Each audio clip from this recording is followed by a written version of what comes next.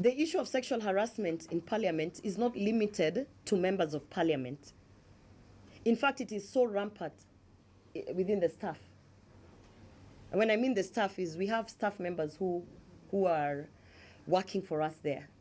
And if they can do this to a senator, can you imagine an administrator trying to say that my boss tried to, put sexual advances and said, if I want to travel, maybe I have to do ABCD? They cannot. It is a culture of silencing anyone who imagines that they can call it out. So it's rampant, it's there. I urge you to speak to the likes of Martha Karua and veteran politicians who have been in that house. They will tell you. It's not. I am not speaking from nowhere. It is there, and it has to be addressed. We don't have. I even asked the leadership to put a sexual harassment policy and safeguarding measure. For instance, I am reporting someone, but I'm reporting him to himself. How is he going to take action against himself? When I reflected on several things, I actually came to the conclusion that because I refused to participate in the sexual advances of the clerk of the Senate, Jeremiah Nyegenye, so many things which are in control, either through his office or by proxies, were happening to me. This is on record. I did a personal statement at the floor of the House. What you saw after that is a woman who was being persecuted for speaking up. You saw a suspension motion that was brought 2 times. The first time they brought it to the floor of the House. They realized that I was present, and so I would be accorded 20 minutes to defend myself.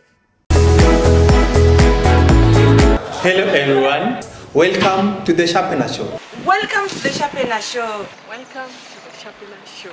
Welcome to the Sharpener Show. Welcome to the Sharpener Show.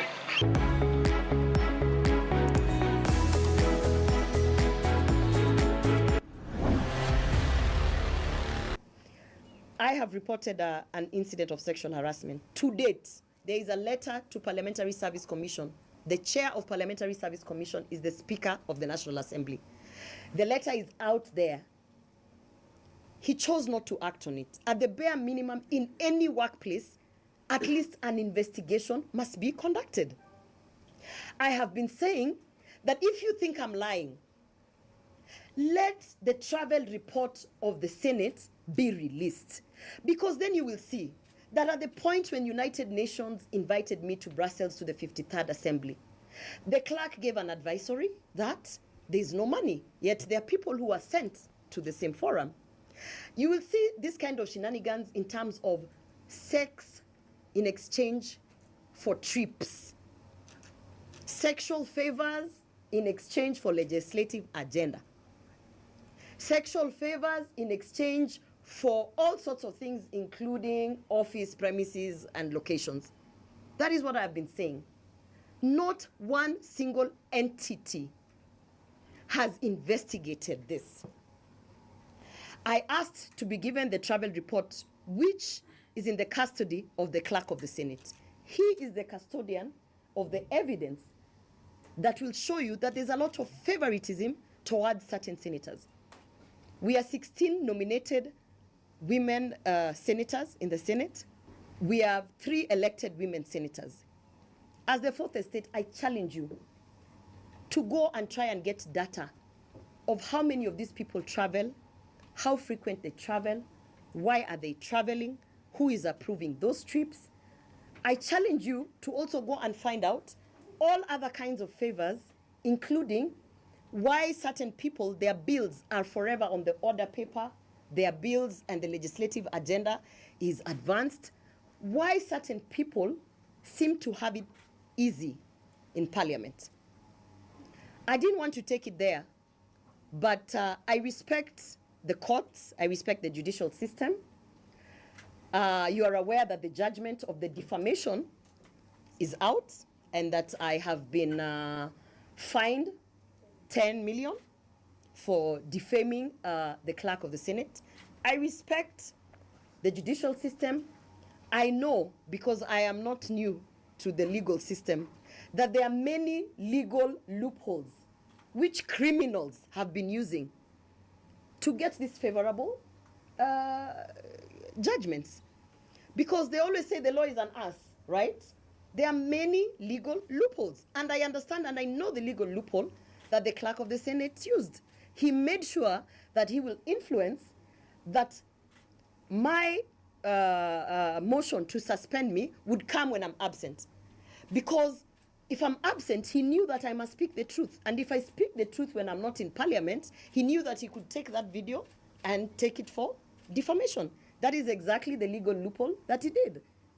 So his whole evidence is based on a video that I did in response to an already public engagement. It was already in parliament being discussed that the clerk of the Senate is fighting with Senator Rioba because Senator Rioba has said that the clerk of the Senate, you know, is making her life hell because he's not, I'm not playing ball. It was already in public through the parliamentary proceeding. He did not sue parliament because he cannot sue parliament. But he waited for me to respond because he knew that I had to respond, which I did. And that is the video that he took to take for the defamation. So I respect the process, the court proceedings. However, I don't agree with it. And that is why our country, we have an opportunity to appeal. So I have appealed and I am appealing. And my legal team has taken it.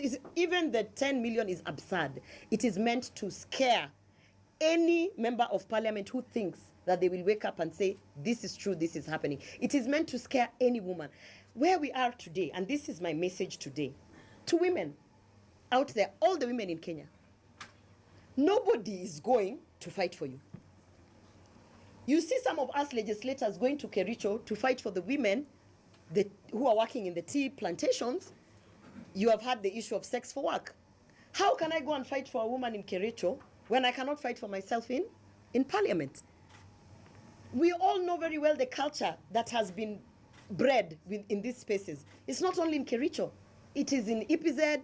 It is in all these workplaces. It is in our homes where even our domestic staff members are subjected and put to a corner. We have seen politicians of high standing, veteran politicians, being told to turn around so that their behinds can be seen. We saw it the other day. The objectifying of women, it's become such a norm. Because if you raise your head and say, this is wrong, they suspend you, they illegally try to remove you from Senate, they hit you with a 10 million bill. But I want to say this. Wangari Maathai did not strip in Uhuru Park because it was easy, right? Nobody said it would be easy. There is a price to pay to end the culture of sexual harassment. And I'm willing to pay that price.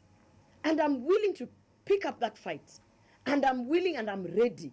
And if they thought that is what is going to silence me, that will not silence me because I know there are staff members in parliament who are raped in that parliament. Staff members who work there. Any sexual engagement that is non-consensual, that someone has not put their consent, that they have been backed to a corner, like we have seen our politicians on the platforms being told turn around and they feel the pressure because you know who is this person and everything. That is rape.